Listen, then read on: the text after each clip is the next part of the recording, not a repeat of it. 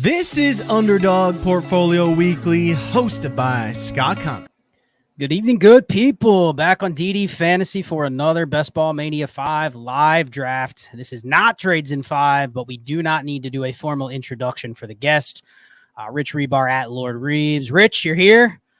We're going to draft. We're going to do a BBM 5 entry. It has gotten kind of stale for me, so I am hoping that your guest draft advice on here will help me build a unique and interesting team for the people. So how you doing, my friend? I'm doing good. You know, it's a great gambit because like you said, like when you're doing these by yourself, they can get stale and you can start to draft very similar players and similar pockets. And you don't want to do that, right? Like you don't want to end up with a bunch of the same like rosters where they're like 90% overlap, right? Like just because you get in these so talking about depending the area you're drafting of the season, off season, right? So like the teams that we drafted post draft, we're drafting a certain way. Teams like right after the draft, teams now in mid June where there's literally no news, zero NFL news happening. Then we're gonna have training camp like ebb and flow. We'll have some injuries, kind of shake up some things. We'll get some reports. Like remember last year with the Kenneth Gainwell stuff. Kenneth Gainwell's the RB1 in Philadelphia, and like you'll get that stuff and it'll alter ADP and move stuff around, but. You know, I used to use it like Pete Overset on the show. And I think hosting these and drafting with a guest is like a way to just kind of manipulate that diversity, right? Like it's a great gambit you set up. Yeah, it is. And, you know, I've gone through a couple times my exposures. And once you get enough drafts under your belt, I think I'm about 200 drafts in just throughout various tournaments and whatnot on Underdog. And you start to see patterns where you go, all right, if I'm over 25% on a player, I clearly have some bias that's causing me to draft them because I'm not getting them at 25% value every time, right? Like I'm clicking some of the same players. I'm sure you're the same way. You just have a couple blind spots where you go, ooh, oh yeah, 0% on that guy. I haven't clicked the name once. I'll give you an example. I don't know if any come to mind for you, but 0 Adam Thielen. I just can't do it. Oh yeah. It doesn't matter where he falls. It doesn't matter if I have any sort of correlation. It's just, I find a reason not to take him. Is that bias? If I'm going to do 500 draft, Rich, should I have one Adam Thielen just in case he starts off hot like he did last year? What do you think?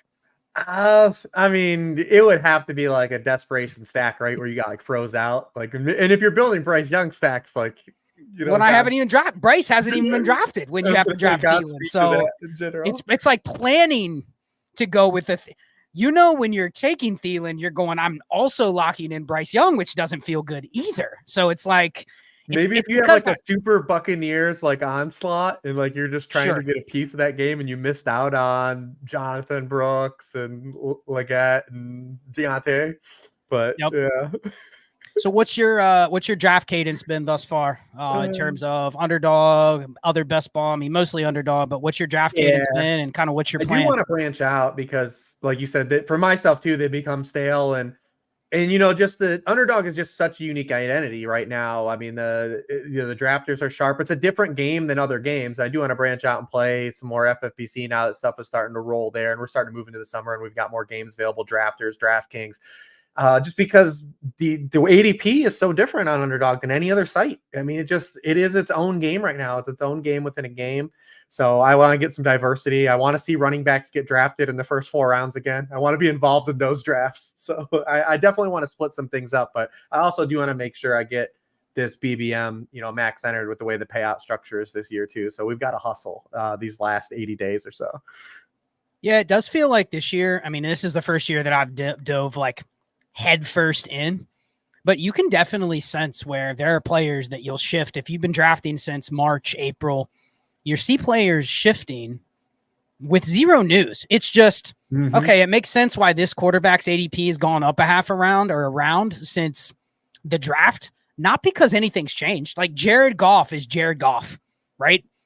But sometimes you'll see players' ADPs fall because they're just really hard to correlate or stack. And that tells me that when ADP is starting to reflect how easy or hard it is to build teams around those players, it means people are really dialed in with understanding the game, understanding the strategy, understanding the payouts, and how important it is to have teams that have chances to put up really high numbers in the last week.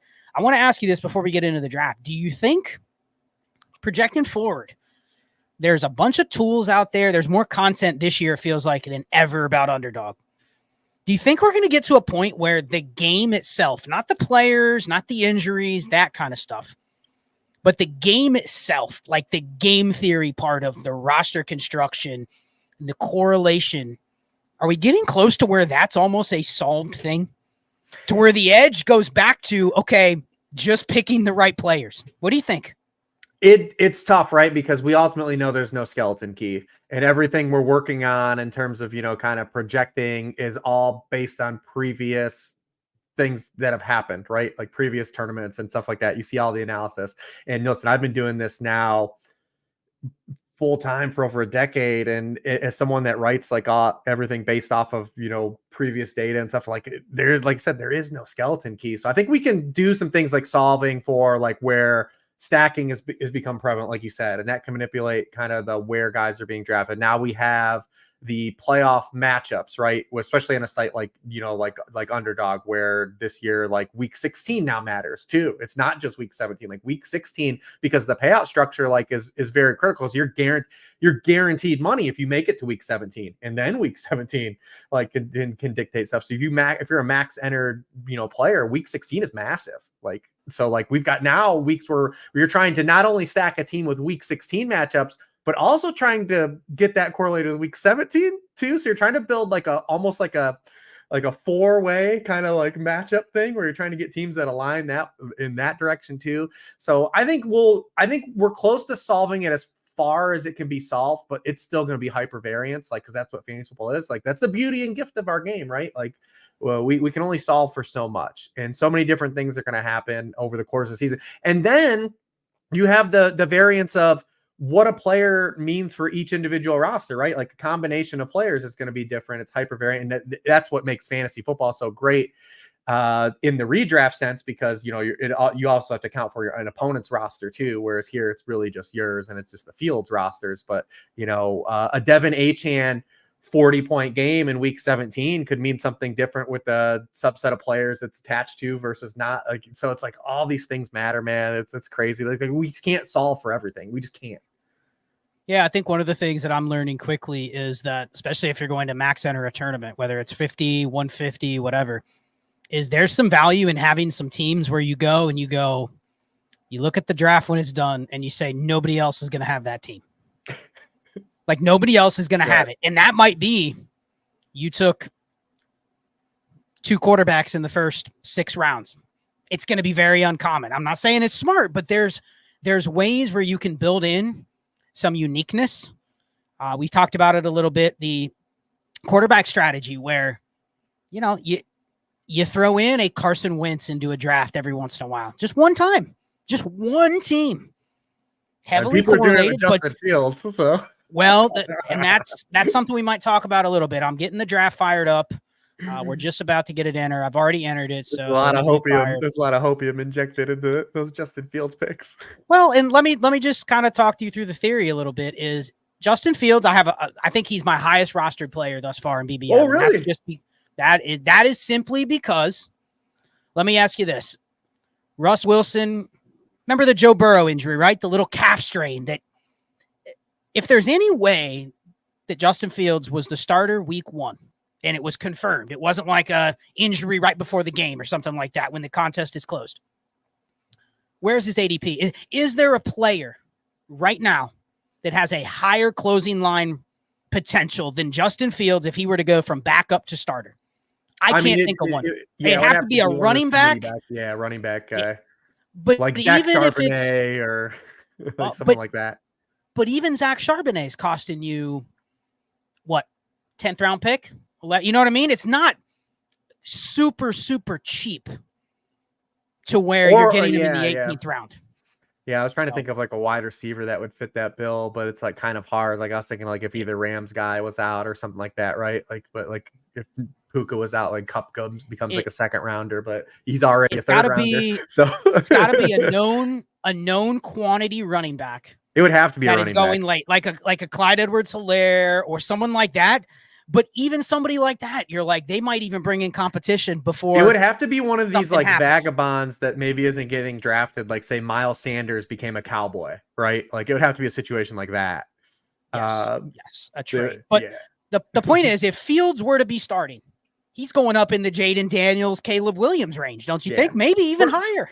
For what it counts, I will say that I believe Fields does start games this year. I think that the odds that both of those guys one of those guys starts all 17 games is thin, regardless. Well, Rich, we drew the 12 spot, which means we get to talk. Hey, that's perfect for when you have a show. That's the best. So we could talk through. We get about 5 minutes of talking in between our picks. So we are up in one pick. Best. I have said it many times. I do not like to go running back receiver. I like to double tap when I'm on the turn. Yeah. I'm setting my team up.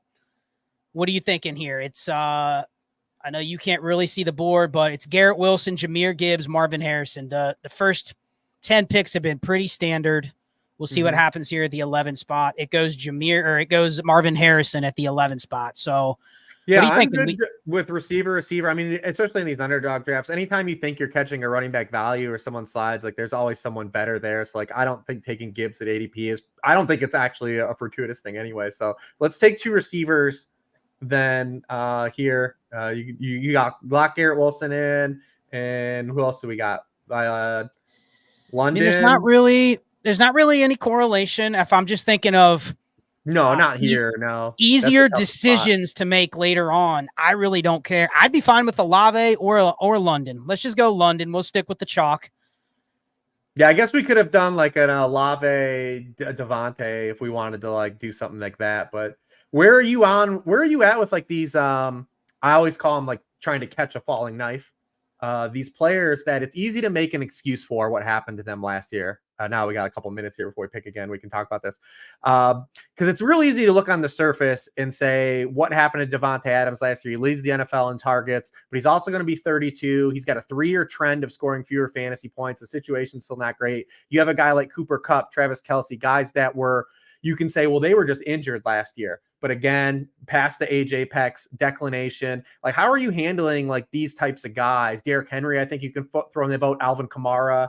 These are guys it's easy to make the bull case for, right? Like, it really easy. They're going to project well based on the opportunities they all have, but also they are, like I said, past the age apex, and they have shown declination in performance either. So, like, how are you handling those group of guys? Man, yeah, especially with running backs. I think sometimes there's going to be a couple of these veteran running backs that are sitting in these sweet pockets where you can get James Conner or Alvin Kamara, Aaron Jones, Joe Mixon. They all go in a round of, 3 rounds or so clumped together after you probably have already taken 3 or 4 receivers if you wanted to. But there's going to be 1 or 2 of these guys, Rich, that just don't get the workload that everybody projects. Like, the team may already even know behind the scenes, like, man, we cannot load these guys up like we did in the past. That doesn't mean all of them, But we've seen it before where there are veteran running backs that we just assume, well, they've had the volume before. They're just going to get it again. I mean, is Joe Mixon one of those guys? He's like RB14. He's really never been efficient, but we are just assuming the whole backfield sucks and it's going to be a good offense. So he's locking in 300 plus touches. And it's a fair bet if somebody's going to do it. It's the guy that's done it like 6 straight seasons. Yeah. But would you be shocked if the Houston running game just this year doesn't end up that fortuitous for fantasy managers and Dameon Pierce plays more than you want? And maybe they bring in another running back that does some third down work. I'm a Bengals fan. They were allergic to playing Joe Mixon a lot on third downs. He was never one of these guys where they're just like, he gets every third down rep. There's just something about it where he's not a 85% snap share guy. You know what I mean? So I don't know. I think that's where the falling knife's going to come from, is one of the veterans. We're just over projecting the workload and going, there isn't anybody else. And the reality is the team doesn't view it that way. Yeah, I mean, not even just the older guys in the AJPX. Like you can make arguments like for like Isaiah Pacheco, right? Like the only time he's ever gotten like the full bull work is when they've had injuries, right? Like when McKinnon was out at the end of last year. So like, does a player carve into like his receiving role at some point? Like it's kind of nebulous. Everyone's kind of, more bullish on him being kind of like, he's like everyone's favorite in that pocket of running backs, right? But everyone seems to think like, well, what if there's nothing to pull back on him? Everyone's torn Josh Jacobs down already to this point.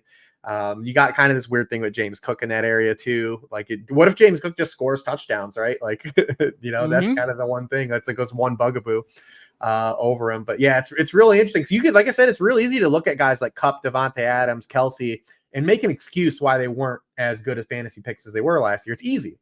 But also, like, what if, like, not everyone ages gracefully, right? Like, out of the NFL. No. Usually it's abrupt. And these guys are expensive. Like, I bring up the guys that are expensive, not guys like Tyler Lockett, right? Like, who's going, like, wide receiver 50.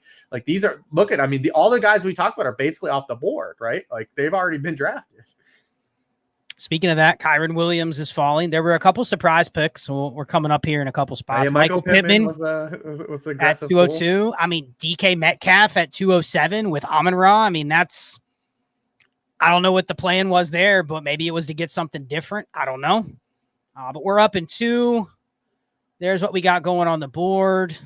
Receivers are, of course, getting hammered off the board here. Yeah, that's how it goes. Kyren Williams. I'm fine taking him in the 4th. I can technically say we got him in the 4th if he falls here. What do you think? we can take him with the rat pick. What do you think? Got him. He does correlate with Garrett Wilson in week 16. Yep. I can't. That matchup always is like, man, we're going to be relying on like Jets Rams. It's going to be like a slog. Watch this. McVay plays slow. Rodgers plays slow. Like. Pat Mahomes goes right before us. So 2 quarterbacks off the board. That's clearly trying to set up the Kelsey bring back, I'm assuming. Well, we got Kyren. You want to go Kyren? We can lock that in. Yeah, but just because we have Garrett Wilson, I'm fine taking it. He's not a guy I've drafted a lot, so I'm fine with it here and mixing it in because it does correlate as well. It lines up really well. You want to go early QB here too? Josh Allen correlates with Garrett Wilson in week 17. You want to do that, or you want to go receiver? Yeah, sure. Let's mix it in. I don't really ever take Josh Allen either. Just because I don't have a lot of Josh Allen either. Because the room beats me to him. Yep. Only 5% Josh Allen across drafts. Let's do Josh Allen. Yeah, let's mix in a little early QB. Let me ask you about Josh Allen. Like, obviously, I don't want to use the word concern, but like, we're getting him at QB3 here. He's usually QB1, so we're catching a little bit of positional value. But I mean, the end of the season usage. And it reminds me, the situation, like, does it scare you at all? Like, it feels a little bit of like Mahomes last year, right? Like the collection of players around Josh Allen is collectively the weakest it's ever been since 2019, right? Like until like we jumped. We're counting on guys like Curtis Samuel and Marcus Valdes-Scantling, is just Chase Claypool, Mac Hollins, Andy Isabella. Like, do we get jumps from Kincaid, Shakir? Does Keon Coleman spike? Like, we saw this with the Chiefs last year and like ended up dinging Mahomes. Now Allen has like the rushing touchdown equity that Mahomes doesn't have to, like, he's not going to bottom out like Mahomes did last year. But like, is there any concern with just what the Bills have had to go through this offseason? They've lost so many snaps that like it just maybe just the ceiling isn't there this year. Man, I don't know. If there's a quarterback that's just quarterback regression proof, it's probably Allen. But yeah, I mean, I think it is fair to say if you're not really confident in any of the weapons other than the tight end, even the running back, like in a half PPR format, it's hard for me to just constantly take James Cook where he is. Something just doesn't feel right about taking him at RB12 or RB13. But that's also at the beginning of a tier where I'm like, I don't really care what running backs I get in the next 4 rounds. I just want, give me 1,000 touches between round 5 and 10, and I'll be fine with it. I don't really care if it's James Cook or it's 4 rounds later, if it's Austin Eckler. I don't think the bets are as crazy as their prices, but right. Funny you mentioned setting up that Kelsey stack and the dude goes Lamar Jackson. So we have a rogue drafter that is sitting at the 11. Pick 11 is doing unpredictable, right? Unpredictable. Had I known he would have done that, I don't know. I don't know if I would have changed the way we approached it, but that's a very interesting strategy. I like what we're setting up though, big picture. Because we do get that Bills, Jets game. We have Jets Rams stack already kind of built in for our first pick. We've got open board because when you're looking at like Kyron for like potential week 17 stacks, like obviously we don't get Marv. Maybe we could have Marv actually went a pick before, right? He was pick 11, so we couldn't even win at 11. Yep. But you a potential James Conner. There's a lot of Cardinals now that are just the good Cardinals have already been drafted high except for McBride, and we probably won't force him. And we got Bills, like we said, we could take a shot in any of those vagabonds we talked about, if we want to stack Allen. So all kinds of, I just completed doing that Chihuahua or the Chihuahua tournament. I didn't quite get my 25 entries, but it was interesting because for the entire tournament, Rich, all I focused on was week 16. And people gave me shit on Twitter like, week 16 doesn't really matter. But I look at it as it costs $100 to max enter that tournament, right? If you get 1 entry to the finals, you double your money. So it was fun, but here's what it also did. It made me really think about something different, right? I basically said there's no payouts for getting to week 16. 0.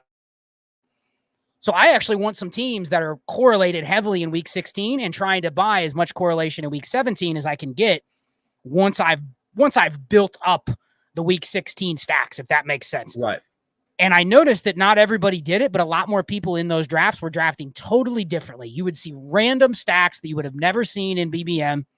You'd see players getting reached on for different reasons than they might be here, but I would encourage anybody that's just so used to drafting the same way, like jump in a couple of these tournaments that are a little different and draft differently. And then go, okay, now I'm back to where I was. So anyway, we're up in 4 picks. What do you think? I've honestly been more focused on the week 16 stacks because that's kind of been where I've gravitated to in terms of stacking this year. And then I'll try to mix like we did, like with Josh Allen, like one of those ancillary, stacks, kind of coming back for week 17, if possible. Well, let's see what this dude in front of us does. It's unpredictable. He could double tap tight end here. He could literally double tap tight end and go, I didn't get Kelsey, but I'm going to take, this is the team that'll reach on the tight end. You never know. This will be the George Kittle pick. Just something completely random. Yeah, we're going to be, because we went quarterback, running back, definitely behind on wide receiver at this point Joe in these Mixon types of drafts. Okay, so we got some correlation. So the decision is, do we go James Cook? Oh, boy. I mean, he's sitting there. We're desperate, though. Like, what are we going to be looking at wide receiver the rest of this thing? Well, where do you think receiver? A Dunze, Addison, Ladd? I kind of like a Dunze here. Yeah, I can do Rome. We go with Rome. Yeah. We went Rome. Here's what's available. I know it's hard for you to see. Are you thinking receiver here? I mean, Keon Coleman. That's what I had. We could force Coleman. I think Hopkins is the best pick, raw pick, but he's again the falling knife. If you want to. I mean, I'm okay with that. I don't need James Cook. These are all receivers that are in the same bucket. You just James Cook. I went Hopkins just because of Kyron. Just because of Kyron. Yep. Because I mean, again, we're we're going to be looking at running backs available that will like a lot more in a little bit, because we're about at that wide receiver cliff, and we're there already. I mean, you're talking about guys like Ladd McConkey, like are like locked in like almost like 5th round picks now in this thing, which is absolutely wild to think about. Like, well, there's a clear, I think one inefficiency right now is there's a clear, we're getting some shit in the chat. Should have taken Coleman. Don't take James Cook with Josh Allen. You know what? A lot of people would go James Cook or Coleman there. Hell, some people would go both. You know what I mean? Just I'm loading up on that game, and hopefully the Bills put up 45 points in that week. And if not, you're probably in trouble with at least one of those players. But there's a clear gap right after Jamison Williams goes off the board. And have you noticed his ADP is just rises like a spot every day? Because people are going, okay, I can squint and see him in the same tier as Christian Watson and JSN and Deontay Johnson. And then it just drops off a cliff, right? You're like, do I really want to go Cortland Sutton in round 9? Because receivers are gone. And that's the spot where you have to take the Bills receivers.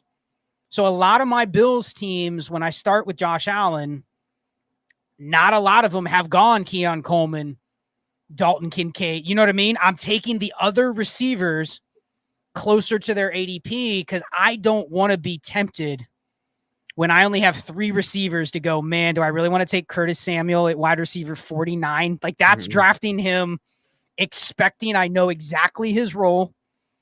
I mean, dude, people are taking Chase Claypool at wide receiver 90 now. So it's like, are there really 4 Bills receivers all in the same cluster, which tells me I don't want the most expensive one that's not in that sweet spot tier like Coleman. You know what I mean? Like I'd rather have Claypool than I would Curtis Samuel in round 9. What are your thoughts? Yeah, I pretty much agree with that. I mean, especially Samuel and his ADP, which has been kind of wild to me. And, everyone's kind of latching onto he had his best year with Joe Brady, but he didn't even have 900 yards in that year. Like there's no, like, I don't know what you're really trying to get from like. Dude, that was like 5 years ago though, too. Yeah. And it was like 5 years ago. He's consistently been one of the worst wide receivers in terms of like separation stats. And that's also while playing slot receiver, like having a dreamy role. Cause you'll see some guys that have bad separation stats and bad open scores on like ESPN and stuff because of their route tree, right? Like a George Pickens, right? Like he's always going to probably score bad because of the route tree he runs. But like Curtis Samuel's literally had like kind of a gift role and like still hasn't really done much with it. So like, I don't know what you're expecting, especially when you're talking about the players around him. Like he's going around like David Njoku, like James Conner, Tony Pollard, like guys where there's like clear, like just other way better players at other positions, Brock Bowers, even Jaden Daniels. Like these are all guys that have the same ADP as Curtis Samuel. And I just don't see how you make like the bull case for Curtis Samuel over like any of those guys. Yeah, it's been, that's largely been that range of receivers I'm largely out of. I've built some teams with the receivers after that. So like the Jerry Judys, the Brandon Cooks, that's where I'm okay kind of taking one because that's a couple rounds later.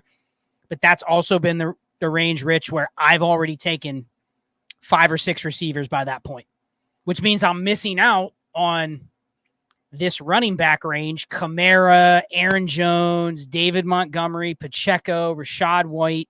That's been a blind spot. When I look at my exposures, I'm like, 5% David Montgomery, 3% Aaron Jones. And then I look at my Jackson Smith and Jigba exposure in BBM, and he just got taken, so he's off the board. But it's like 23%. So it's like when he's at the last range or the last couple receivers here, I'm just clicking the receivers, and I don't know how smart that is in a half PPR format where you're just going. I mean, dude, I've had some drafts where I ripped 7 receivers right off the bat.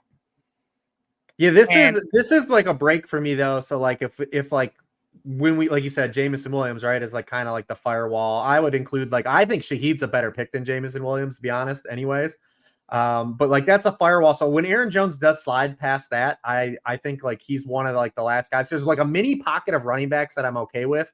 right when that like gap hits, and then it just gets bad again. Like I don't want to be caught taking like Ramondre's and like that DeAndre Swift, right? Like those guys that maybe share a backfield, not necessarily like in great spots to maybe potentially score touchdowns given the rosters that they're on. I mean, not, Swift is on a better roster and ascending offense, but he's also got a lot of competition in terms of guys that could score touchdowns on that team. And he's never been like a high touchdown scorer.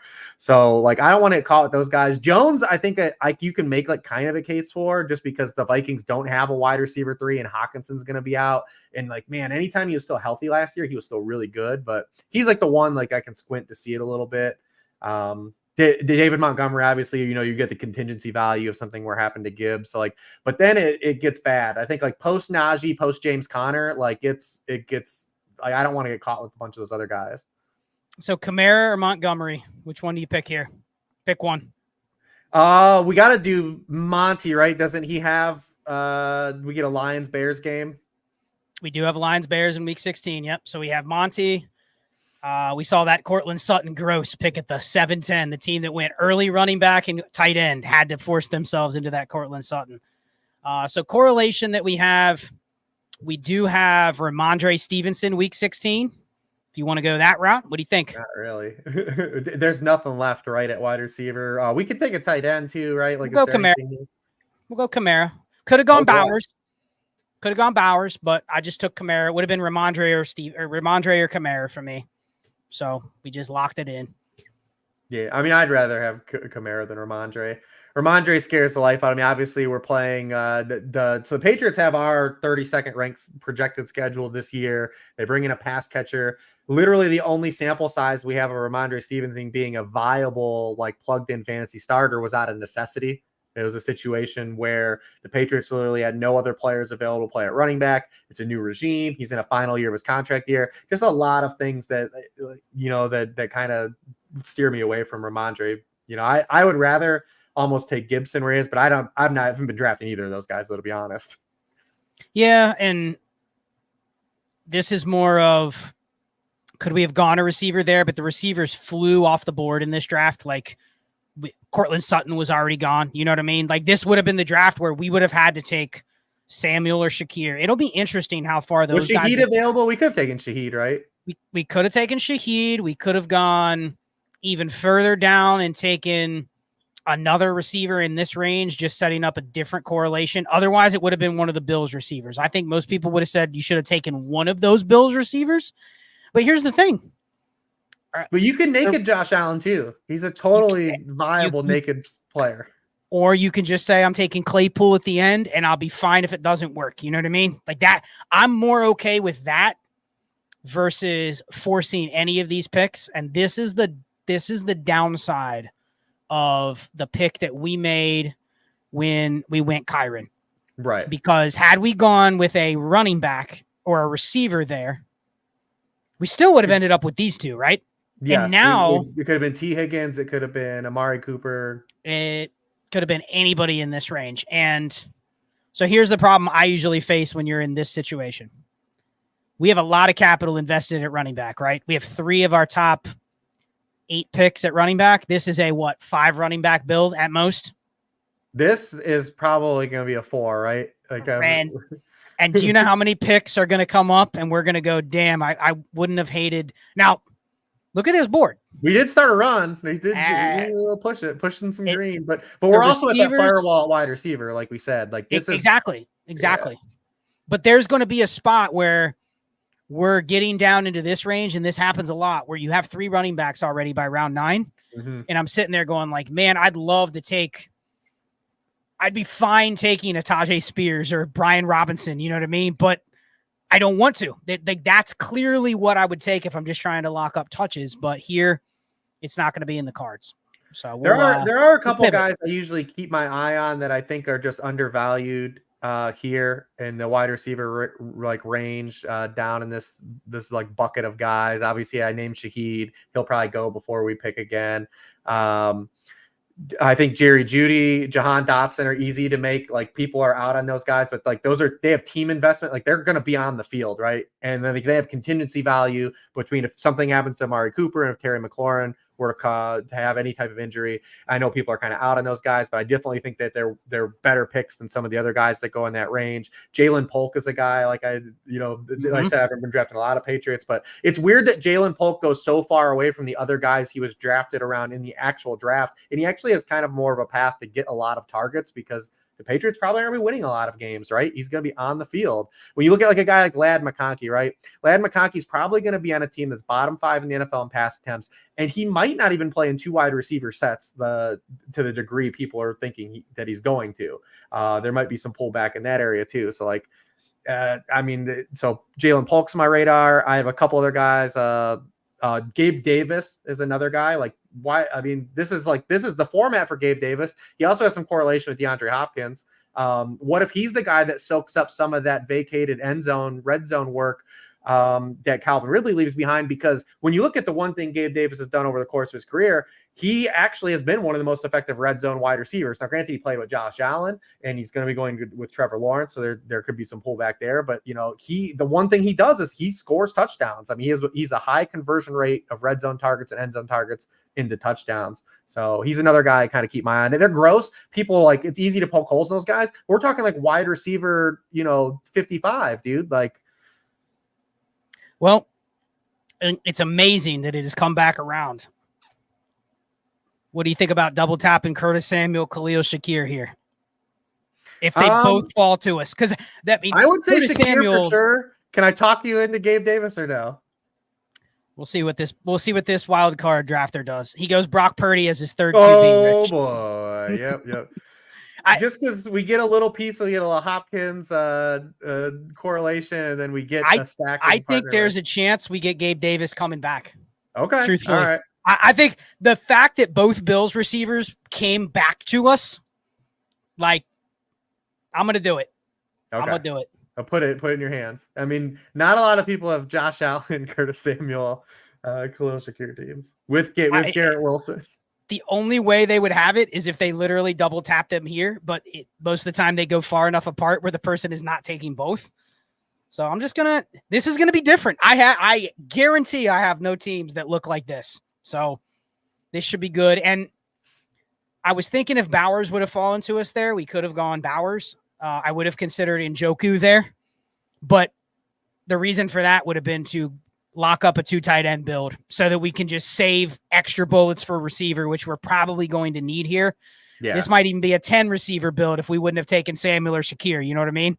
But yeah, I think it'll be unique. We're probably going to be at 3 tight ends most likely if we continue to push tight end and we see 3 or 4 of them go off the board. Where have you been willing to take the dude, this guy's just ruining the draft board, bro. Yeah, he just went with his 4th QB.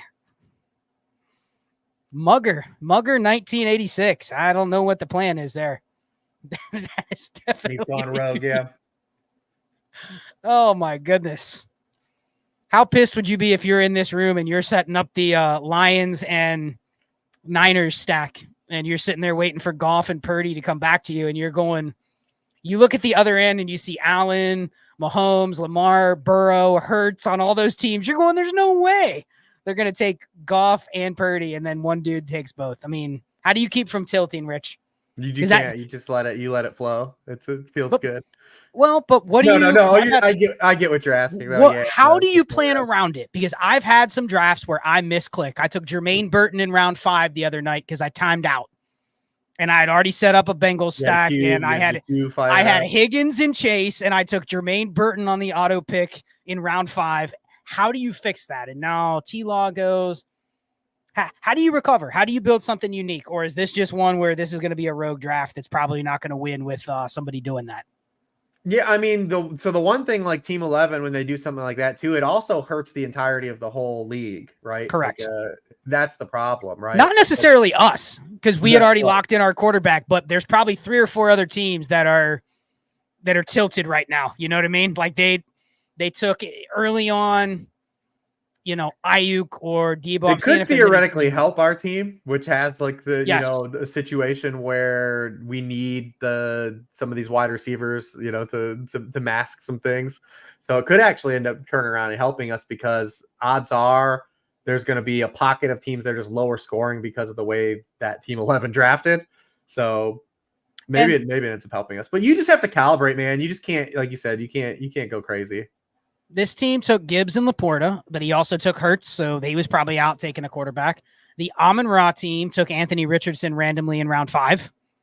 The Debo McCaffrey team went Jordan Love when he could have gone one of those other QBs, but he made his decision. You know what I mean? He already took Jordan Love with Christian Watson before he even got to those QBs. So maybe not. Maybe it didn't really throw off any other teams, and they're kind of just sitting here watching this guy take 4 quarterbacks. Luckily, he can't take any more. Otherwise, it's one of those drafts would have been one that would have gotten thrown out in the past if he would have continued to take them. But all right, let's recalibrate our squad here. We're up in 10 picks, and actually let's prep for the last half of this draft. We're at a 1-3-6-0. What's your cutoff at tight end? Like, would this be a Dallas Goedert if he fell 2 rounds past ADP? Would you consider taking him? Just no correlation? Okay.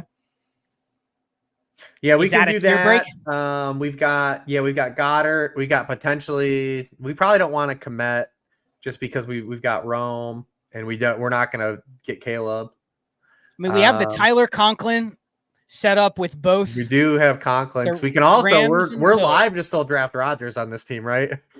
Yeah, sure. That's a potential outcome too.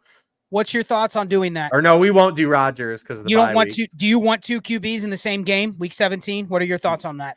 I don't mind it if the upside's there for the game, but I think with them having overlapping buys, that's what hurts it. But I don't mind having I think when you could do it with you've got like a Kirk Cousins, Jaden Daniels, right? Like something like that for a week 17 game. Like that's potential because you could have a floor plus game from a Kirk Cousins or a potential spike game from like Jaden Daniels, like, right? If that game kind of gets to where we kind of hope it be. Like, I like that Falcons Commanders game. It's like, it's easy to kind of build around outside of the Bijan Drake London aspect of it. The rest of the game is kind of easy to kind of stack. But that one's there fun. Goes your Gabe Davis pick right there. Just missed him by 2 picks. We might have to, like I said, we do Goddard. Wait, is Goddard still there? Goddard's still there, but this guy's on the clock, and I think we're gonna need to do maybe Goddard plus Jahan Dotson then. Okay, that's interesting. Because we get overlap with London and Dotson, and we get Goddard and overlap with Goddard and Dotson, and so we set up week 16 and week 17 game stacks too. Let's see, is this guy gonna do it? Oh, he had to have Marshawn Lloyd. Okay, another running back. All right, probably do Goddard and Dotson. Nope, Goddard went a little bit ago. You couldn't see the board. Yeah, he's not on the board. I'm good with Dotson. I agree with the correlation on Dotson. And that puts us at a 1-3-7-1. You want to look back at one more running back here, given where we're at receiver? I mean, we're going to have to take one. And we could take Jalen Polk too if you want. Another guy that's kind of Kendre Miller. We have. I don't mind taking Jalen Polk. Yeah, he's gonna be gone. There's a little New England crossover with the Bills, obviously, in week 16. I'm good with that. Yeah, let's do Jalen Polk. Cool. All right, so we are at we're putting this still together though. We are at a 1-3-8-1. So we're probably looking at one more receiver late with some correlation, and that's it. We're probably going 3 tight ends here, I would guess. Yeah, tight end's going to be where we're going to get creative. So here's the teams we have no correlation with so far. We have Arizona week 17 against the Rams. David Montgomery against San Fran in week 17. We have nothing with Alvin Kamara, Green Bay, and the Raiders. So if we wanted to go a third QB, depending on if we take a second in the first, yeah, we're going to take 2 QBs though. How risky would it be to go with what are your thoughts on the Raiders QBs? I've been not drafting them because I don't feel they're going to move up at all, even when there's a starter named. But we could go round 18 with a Raiders QB and just guess. Is that too risky? Yeah, I think so. Probably just because we're going to need so much stuff from like the other guys on this team. Probably this isn't like the best roster to do it, but I haven't really been drafting those guys either because like the Pittsburgh situation, and unlike the Pittsburgh situation where Justin Fields offers asymmetrical upside, neither one of these guys are going to play 17 games. I would bet against it. Right. So, yeah. So, I mean, it's tough. I haven't been drafting either of those guys. Could you be down with Aiden O'Connell ends up burying me, and there's the reason I don't win $1 million, then props to that person. I don't mind taking a shot on him, but my theory on not drafting the Raiders QBs is, let's say we know 2 weeks before the season starts who the starter is going to be, right? Where do they go? Quarterback 29? You know what I mean? Like, they're not going to go anywhere. So guessing now, you're just risking dead players or zeros to start the year when you don't need to, when the starter is going to be going at the very last pick or the second to last pick. So I think we focus on tight end. We have numerous correlative pieces here. We could go Hunter Henry. We could go Tyler Conklin. It's still available, Rich. We could always double tap Geno Smith, Noah Fant. Gives us the bring back on Rome Odunze. Luke Musgrave is a potential Alvin Kamara correlation piece. We also have we took Monty. We didn't have a 49er. We also have, who else do we got? There's a Colts. Who do the Colts got? We don't have the Giants in week 17, and they have the Titans. We didn't get Gabe Davis. That's why I was thinking. They have the Titans in week 16. We did not get Gabe Davis. No. I was thinking we had Gabe Davis. We could have done like a shot on like Jelani Woods, right? Like he's another one of those. Like if you're 3 tight end build, like Jelani Woods fits that, like for sure. Well, we have a lot of options at QB. Jelani Woods just might be a good isolated pick, anyways. Ben Sinnott. Ben Sinnott's available for us, I think. So are we going 3 tight ends? Are you committed to 3 tight ends? Or I don't think there's any way we don't, right? Because our first tight end is going to be a Jamoke. Yes, our first tight end is going to be some hopium built into that first tight end. So we're up in one more pick. We might not even have to take a tight end here because of where we are in the tiers. Like Rodgers is sitting there. So the overlapping buys are the problem, though. Rodgers has an overlapping buy. I think if we want to take a tight end, I think Hunter Henry is the tight end that we take because he correlates with the Bills in week 16.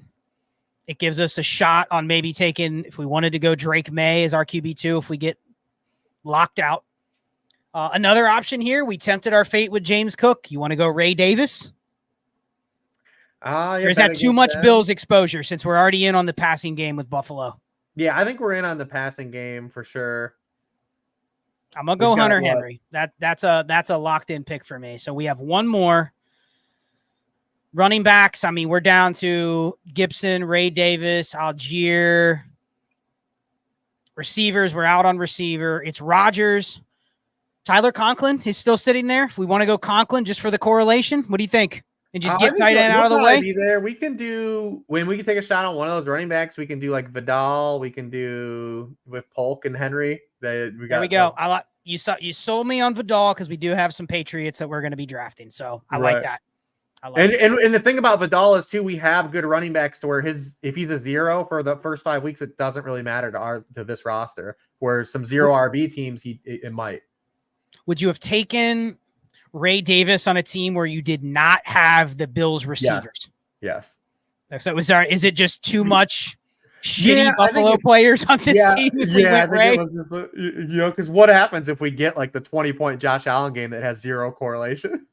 Right. The 25-point Josh Allen. That's possible. Or you enter that game with 2 Jets and 4 Bills, and it's just Josh Allen scoring all the points, and it's Dawson Knox gets 2 touchdowns, you know what I mean? And you're just like, it didn't help anybody else, but it definitely didn't help you that we're all in on that game. Correct. I get it. I think that like we might have a shot to get like Conklin if we want, or, I think tight end is at like such a gross point to where we're smart to just like take a shot on someone better. I don't want to jinx it, but I think there's a shot that we can potentially. Will Levis is still in play. We have Hopkins still in play. True. Without, we don't have any Jaguars. We're probably not going to have any Jaguars, but it's still in play, which means that Chigakonkwo is still in play. If we wanted to go with 3 Titans with no bring back, that's still in play. Yeah, which honestly, I mean, I'm higher on the Titans from a best ball stance. Like in redraft, those guys definitely have a floor, but I want to play the positive outcome with the transition. I mean, listen, you're a Bengals fan. Like, what do you think about the transition? They're taking on this, system. Brian Callahan, his dad, the offensive line is going to get better offensive line play with his dad there. That's kind of traveled around with him. And they're just going to be a totally different team than the Vrabel, Arthur Smith iterations of the team. They're going to play a ton of 11 personnel. They're going to be more open. They're going to have two interchangeable running backs. Like there's a chance, like when you look at their players top down and that kind of scheme, like they could end up being like a wild card because they have talent, like offensive talent, like Spears, Pollard, Okonkwo. Listen, adding in Brian Callahan, who clearly is going to approach offense way different than we're used to with the Titans. Whether it's exactly what he did with Cincinnati or not, it's going to be way different. I've seen some stuff on Bill Callahan that their offensive line may not be a strength, but I think it's fair to say with his history, it's going to be neutral, average. It's not going to be the detriment like it was last year. And I'm a Kentucky fan, so I'm invested. Like, I'm in on the Titans, even though I could really care less about the Titans. I'm excited for Will Levis. I have a ton of Will Levis, so I'm not like. There's a chance the offensive line could be solid. Adding Cushenberry, you get. Listen, you're a Browns fan. The Browns they've had good offensive line talent, but I would never look at their line and go, it's just first round picks across the board, studs. You know what I mean? But they've had a top 5 line for years. Yeah, I mean they've ran into some guys like Wyatt Teller, along the way. But the Titans though in general are a team I've been playing a little bit more aggressively in these best balls because of that. Like, what if the Titans are just like above average offense to good offense? They're not going to jump and be a great offense. But like, what if they're like middle of the pack? Like that means that a lot of these guys are going to be values on that roster, and they're already guys we believe in. Like we believe in the guys. Everyone there is an established talent, like outside of like Levis, but like we've believed in it. Calvin Ridley at one time. We've believed in DeAndre Hopkins. We've believed in Pollard. Everyone obviously loves Tajay Spears. It's like everyone's favorite player, but. And Okonkwo was like, he's got like the flop lag play, right? Like Okonkwo had a great rookie season last year. Has none of that yak was going to be sustainable. He had as a rookie into year 2, but like Okonkwo is still, when you're talking about the spectrum of tight ends available, he has more upside than a lot of these other guys like Cade Otton and. Well, Rich, it fell right into our laps. I think we go Will Levis as our QB2, right? That's a lock. And it's fun. Will Levis plus Josh Allen is some sugar high, like wild card shit. Like, you just spent 2 minutes talking about the Titans, so how can we not take Will Levis? I think Chig Okonkwo will come back to us now that we have. We can probably wait. Yeah, I think we go Tyler Conklin here. Why not? That's cool. You came into tonight to saying you're going to have 6 players from that Bills-Jets game, right? Which could be in a blizzard, and it could be 13-9. You know what I mean? It could be. Do you remember the what game was it? It was the Jaguars-Jets game, Thursday night of the fantasy playoffs, like 2 years ago, the Thursday night game, and it was the sideways rain. No, it was the game where Chris Streveler came in for the Jets. And it was just, imagine if you would have stacked that game and you were hoping for the Jets to put up points. It was, I'll never forget that game. It was wild. Yeah, it was that game was an outright disaster. Yeah, that game was gross. So here's what we're looking at right now. We are sitting with 2 picks left. We have a 2-4-8-2 build. This is probably going to be a 2-5-8-2 or probably a 2. What do you think we need to go? A 5th running back or a 5th receiver? Or a 9th receiver? I'm okay. You know what? I actually think our receiver room is not even bad. Okay.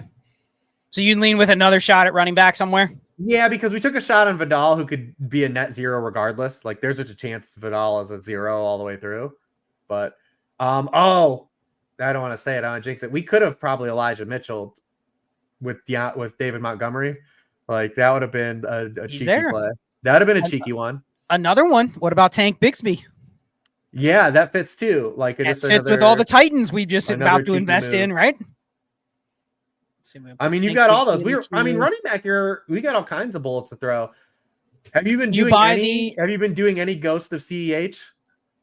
I have, just because that's the last. Mm-hmm. That is the last Chief imaginable. I've seen a couple people draft Kadarius Toney, but like the Chief, that's like the cheap Chief bring back. I probably have 4 or 5 teams that have Justin Fields and Clyde Edwards-Helaire in the last 2 rounds, and I'm just that could be a fun back and forth if both had opportunity in that last game. You know what I mean? And it's ones you can take at the very end. Where are you at on Audric Estime?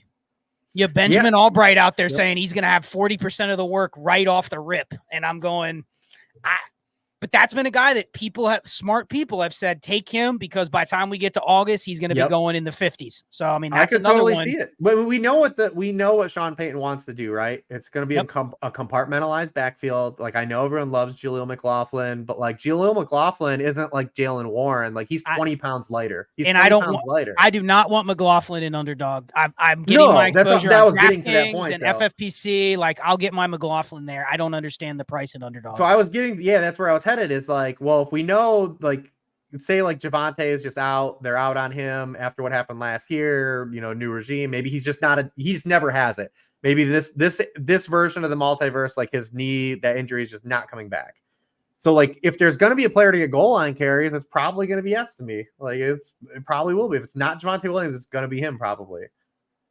Well, he will be there, which would make us a 2-5-8-3 build. Yeah, like I said, I think Elijah Mitchell is gone now. So like maybe like Tank Bigsby, those guys become like a little bit more with the correlation we have of taking a shot on those guys. But what about you been taking any Deontay Foreman just for the inevitable Nick Chubb is out? He gets early work. I mean, is this a team where you would say if we could get 2 games in the first month from Deontay Foreman, you'd be interested? I don't think we need him, right? Because like our top 3 are good. Like, or we're expecting them to be good. So like, we don't really have to do it here. And we just don't know how that Brown situation full season is going to shake out. So like, we don't need to try to chase like 2 good games from Deontay Foreman over the opening 6 weeks, probably on this roster, because he's not going to catch any passes. So yeah, probably not the roster for it, but I can see the argument for it. I will tell you this, the argument for Deontay Foreman at ADP is a lot greater than the argument for Jerome Ford at his ADP. That's fair. I mean, there's a world where that you'd rather have Foreman by the time we get to the season. You know what I mean? There's no. We already lived this with this same regime where they played Dusty Kareem Hunt in like all the money touches went to a Dusty Kareem Hunt last year over Jerome Ford when Nick Chubb was out. Like, and I've heard where I wouldn't be shocked with the kick return rules that they have Jerome Ford doing kick returns. Have you heard that? And I believe it. And also they add Nyheim Hines to potentially do something in the return game or even be involved in the receiving game. So we are up. It's Chiga Okonkwo is a lock, right? So we're doing a Okonkwo, and then what do we say? We're going to just like throw a Bigsby dart? Or are we going to our queue, we have Tank. Yeah, I think it's between Tank Bigsby and Audric Estime. Jacksonville has the correlation. Take Estime, probably. Okay. I'm good with that. I've wanted to get some more Estime just because I don't think Tank Bigsby has a path to any closing line value. And we're just taking correlation just to say we have it, but Estime probably has a better shot given what Tank did last year. So we'll lock him in. Yeah, and I think he's just an outright better player than him too, prospect coming in. Because we saw this with Kyron Williams a little bit too. I mean, whoever the strength and conditioning coach at Notre Dame is, like, we got to look into this guy. He's killing these running backs. But, Kyron Williams was a good player in college, and like people liked him. I know Ray at he loved Kyron Williams coming out. He was a good player, and just kind of ran that 4.6 forward, and everyone's like, we're out. And that's kind of what happened to Estime. But you watch Estime, like, he looks good. Like, he looks the part. Like, he looked way better than Braylon Allen, like another guy that's probably going to be like an early down guy in the NFL only. He looked way better than Braylon Allen playing running back. This could have been a Braylon Allen team too, but now he's going in. Where did he go? He's going in like round 15 now, like just artificially, since he's been the quote unquote locked in for the RB2 job. Where did he go here? Round 1605. And you said you wanted to build something you haven't built. You talked about the draft kit sale. You do not have a team that looks like this, nor do I. I probably don't. And I actually think it was a little bit of a rocky start. I think we probably could have passed on one of those running backs that we took, but we ended up with a team of Josh Allen and Will Levis, which we were able to sit there and wait on Will Levis, right? We had Hopkins. Nobody was really probably interested in him with all the other quarterback madness that happened in this draft. So we ended up with Allen and Levis, which is very fun. Running back wise, I mean, we went early, Kyron, Montgomery, Kamara, and then we took shots on Vidal and Estime. So we went 2 rookies, a 5 running back build. Receivers, I mean, we hit Garrett Wilson and Drake London. We kind of pigeonholed us into those couple games. We didn't really end up getting any correlation with Drake London, but we got Roma Dunze, DeAndre Hopkins. Then we double tapped the Bills receivers, which fell in our lap. That was not in the plan. And then Jahan Dotson, we did get with Drake London, and then Jalen Polk. So we went 8 receivers, and then I think we did great at tight end. Knowing we had to take 3, and we hit Hunter Henry, Tyler Conklin, Chig Okonkwo, all of them correlated, both week 16 and 17 with the Bills. We got the stack with Levis. I kind of like it. I wouldn't say it's a winner, but it's not the worst team I've drafted. That's for sure. These are the types of teams that like kind of surprise you because we still stuck with like the principles of drafting, right? Like it's not necessarily the players, right? Because what you don't like about this team on the surface is you don't believe in some of these players, right? But that's okay to be uncomfortable. Yeah, we still follow. And that's my bias, Rich, because I really don't have opinions on players, to be honest. I know that 70% of the players are going to piss me off. So, I mean, right, true. You know what I mean? Like that, whether I believe in DeAndre Hopkins over Calvin Ridley, or it doesn't really matter. I want to get exposure to all of them. But we still stayed in line of the principles of drafting, right? Like a lot of people, when they grade teams, only look at players, right? But I think construction-wise, we stayed in all the parameters you would want to, and that's not us just trying to sell like, hey, this is a slam dunk. But when you draft, an uncomfortable type of team, or like you're followed, like you still want to follow the principles of how you draft, and then we did that. So it is what it is. We had somebody in the room watching and drafting against us. This dude drafted a wild team. Look at this. Is it number 11? Is it no, team this 11? was number 7. Oh. Now 11 wouldn't be in here. He would get, he wouldn't be in here. But here's the team. He went Bijan, right? But then he goes all 3 Texans receivers with Stroud, with Andrews and Stroud. Interesting. That's one where you don't come into the draft saying you're going to do that, right? Like it just falls in place. And it did. And then he ended up with. But let me see, where did Stroud go in this draft? Because we talked a little bit about this. So because he monopolized all the Texans receivers. Correct. Nobody wanted to take Stroud except for maybe team 11 because they had no stack with him. So like a guy, we talked about this, like an underdog, especially this time of year, like if there's a quarterback at ADP that even looks there like that you would just take him at regular ADP, if they can't build a stack, they will forego that player. And they'll let him go because there was no stacking partner for CJ Stroud. So CJ Stroud gets to go a whole round after Anthony Richardson. Well, so let me ask you that real quick before we end this. Let's say you have Collins, Diggs, and Dell. This is the board. You've already taken an early running back. You've already taken an early tight end, right? So would you have pushed Stroud another round here? I would have, because of that reason. I would have banked on saying, hey, no one's going to take Stroud because they have to take him naked. And you're okay if you get just the 3 receivers and Andrews, right? You're not coming back to you. But I think the point is people get obsessed with having to have the quarterback with those 3 receivers, but it'd be okay if you got no Stroud on this team, right? You didn't need a quarterback in that game, given how much you already have invested in that game. Correct. So you've already honestly, yeah. I mean, if you think about it that way, like, because you've already taken 3 Houston receivers, you're banking on one of these guys. Like, you almost don't even need the double dip. Obviously, it helps if you can just have it come to you like this gamer did. But you almost don't even need to bet on Stroud in that situation. Yep. Yeah, but it worked out great. I think the Andrews call, because again, like if you really want Stroud, you're just saying I have the 3 receivers. I'm counting on everyone saying when they want it, well, I'm not going to pick Stroud because I don't have one. I don't have a Houston receiver. So that was the right call. And then you get Andrews, who obviously, who knows what team 11 was going to do with Lamar anyways. They probably weren't going to draft him, but you weren't going to have Andrews wasn't going to go the 10 picks though. Well, here's the problem. I've tried to get some Andrews Lamar, but you usually have to take him over here like the end of round 4. And because Lamar went at 38, nobody over here snagged Andrews or snagged Lamar. So if someone in here would have taken Lamar, you probably wouldn't have got Andrews at 55. You know what I mean? The person that took Dalton Kincaid might have gone Lamar Andrews there instead. But because Andrews was still there, he was only there because Lamar was off the board randomly at 38 to the team that already took Mahomes. So it actually just killed the vibe for really anybody. I mean, because you've done that before, haven't you? Where you're coming to the end of the fourth and you're going, man, I can double tap Lamar, Andrews. Who do I take first based on what tight ends are on the board? Correct. I thought it was going to happen with Mahomes Kelsey at 3-4. And then again, that's when, just 11 was he's playing his own game. But I thought it was gonna be like Mahomes Kelsey double dip, because that's where you usually see it. That 3-4 turn is where the gamer's going, like you said. Then after that, you usually see that Andrews Lamar double tap situation. This team, absolute sauce. He did end up getting Deshaun Watson, Jerry Jeudy. He took Brock Bowers along with Andrews, so he went with 2 fairly early tight ends and ended up with a 2-5-9 2 tight end build.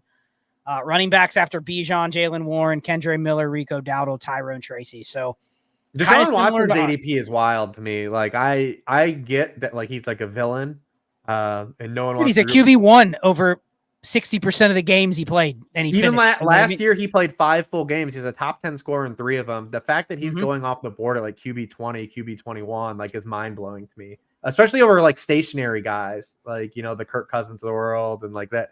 Deshaun. I think it's crazy, and I get it. Matt Stafford or Aaron Rodgers going way over him. Stafford especially. That's one where I don't know how can you argue that there's no risk with Stafford, but there's risk with Watson. It's just I think a little recency bias. So. And I'm not going to like try to make like a bull case for Jeudy, but I said like him and Dotson, like where they go in that position in the draft, like makes sense to me as just like safe plays that have more contingency value than I think the room is pricing in. Jeudy, I've taken a ton of Jeudy and a ton of Watson because there's just a bet. The price on Jeudy reflects that Watson sucks, right? Like Romeo Dobbs goes around ahead of Jerry Jeudy. Like Romeo Dobbs goes ahead of Jerry Jeudy, and you can argue he might be the 4th best receiver on his team and the 7th best weapon on his own team. And he's going ahead of Jeudy just because people go, oh, it's a good quarterback. But are we 100% sold Jordan Love's way better than Deshaun Watson and can support 6 weapons that go in the top 12 rounds? I don't know. So yeah, Jeudy and Watson have been mispriced. The other thing I'm interested with Jeudy, though, is he's probably going to play a different position than he's played to this course of his career because of Elijah Moore being just a pure slot receiver. And he does have slightly better splits outside than inside, where he's been just largely the last few years forced to work from the slot next to Cortland Sutton or in the interior. So I'm curious to see how it fits, especially big picture. Like, I'm sure they're going to work out something small with Amari Cooper for like a 1 or 2 year type of thing. But I'm not really willing to bury him. Like, so I'm not going to make like I'm not going out of my way to make like the bull case for like him or like a guy like Dotson. But like these are dudes, like the team, these organizations are committed to these guys. They're going to be on the field and they have contingency value, and like people are just out on these guys. And I mean, like you said, like for guys like Romeo Dobbs or guys in that area, like I think that they're pretty largely safe picks at that spot. Yeah, Jerry Jeudy's going to be in that old Joe Brady, Curtis Samuel role. Maybe. Well, who did they have that year? It was the DJ Moore, Robbie Anderson. He'll be in the Robbie Anderson role, right?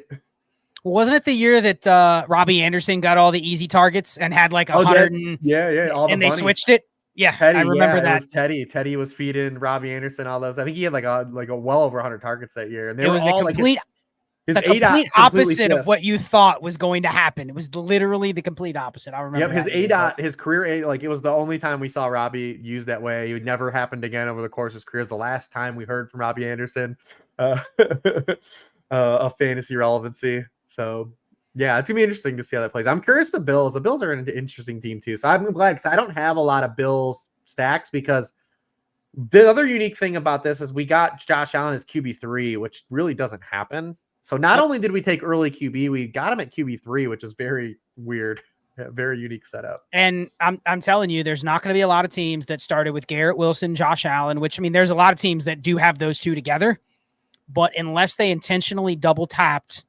Shakir and Samuel, and we got both of them well past their ADP. And we bet against Coleman at ADP. Exactly. We got Samuel at like 109 and his ADP is like 93. Not that matters much, but we didn't force that. There's going to be some teams that have that trio or those 4, but they reached on Allen. They reached on Shakir. You know what I mean? Like they did it around higher. So I think if our running backs pay off here, we have a shot. I think our receivers ended up very fine with how we were looking after 6 rounds. I was thinking, the receivers, but that I kind of like the Shakir Samuel double tap. Built that game way different than I thought we would, but we'll see where it goes. And maybe we'll jump back on another draft later on in the summer if you want to do another one at some point. Yeah, listen, if you're only in the 40s, we've got to get you. We got to get you cooking. I know. Maybe we'll do an impromptu. I'll just hit you up sometime and go, hey, you want to do one, August 10th or something? Who knows? Not planned, but we'll just throw it in there and give the people some more draft. I saw somebody ask for another one, but too late tonight to do that. So plug whatever you want to plug, man. People know you. Back. People know you from everywhere in the past. You've been in the space for a long time, so I appreciate you coming on. Anything you want to say to close it out? No, yeah, just go over to sharpfootballanalysis.com. I'm gonna be focused on the draft kit. I just submitted my final stuff for the Warren's book that always comes out, but I love getting a chance to connect with you like we have in the last couple of years, and we're doing more stuff like this summer. I've already done 2 shows this summer, so if we run it back and do another one, I look forward to it. I've got to do some stuff with Ray already this offseason. I'm happy that all you guys are kind of growing over there at Destination Devi. I look forward to you guys have continued success. And hey, listen, let's run this Jets Bills game. 100%. So yeah, if you're not signed up for Underdog, you see the promo code ALLGAS, you get up to $250 bonus for deposit. Ray and I will be back on Sunday night for Destination Chill. We are doing a live FFPC best ball draft. I'll be drafting against Ray. It is the 7:30 Superflex Best Ball Tournament, $35 entry. I believe it is draft number 75022. There are 5 spots remaining, so if you want to draft against us on Sunday night, 7:30, we'll be doing a live FFPC Superflex draft. We're changing up the Underdog doldrums and doing something different. I think good, man. Those have been fun. I don't know if you've done any of those Superflex FFPC drafts. They are wild. There are people that I feel like have not drafted much best ball in those. And then there's people that are like, I'm coming from Underdog, and they look at that format and they draft it totally the same. And then you go, wait a second, it's 1.5 tight end premium. And if you punt tight end premium, you're looking at round 12. You're going, should I take Jatavian Sanders here? Because there's no other starters. Like, you just got to play it differently. So that should be fun to draft those against Ray. Yeah, are we taking Mike Gesicki? Like, what are we doing? I'm not going to spoil what I've been doing, Rich, but I've legit started some QB, tight end, just going, because you get to the end of the draft. Remember, that's still only start 2 wide receivers. It's start 2 receivers, and the odds that those tight ends hit your flexes, it's not super high, but it's higher, especially if you're getting like 2 of the top 10. But here's the thing, and here's the last thing I'll say. I'll close it on this. You get to the end of those drafts, and it's round 19 or round 20. And I'm sitting there going like, wait a second. Like, Troy Franklin hasn't been picked yet. Like, it's all the guys in Underdog that are just flying off the board. And I'm going, there's 15 choices of receivers that I'd be taking in Underdog that are still there, because everybody has hit all of the scat backs that can catch passes and all of the tight ends. And then, of course, it's super flex. So you have teams taking 4 or 5 quarterbacks. So I'd encourage anyone that's been just like doing Underdog from this point, because it's been available, to just take a break and do a couple of FFPC just to mix it, just to have a different flavor, man. Just because I promise you, like, there's only like Underdog is like, there's no ADP anywhere else that is like that. Like, it's just so if you just want to like a little mix it up and just have something, do a couple FFPC teams, even if you want to mix in just like the smaller best ball stuff that they have, that's available, just to have something else, just to do a different 100%. Draft. Yep, take a break. That's what I'm going to be doing. I have another episode coming up next week. Ron Stewart will be coming on with me doing a Best Ball Mania 6.0. But then we're going to take a little break. We're going to be sitting out BBMs probably till mid-July, and we'll be back with more content then. So, Rich, thank you for coming on. Yeah, absolutely. And good night, everybody.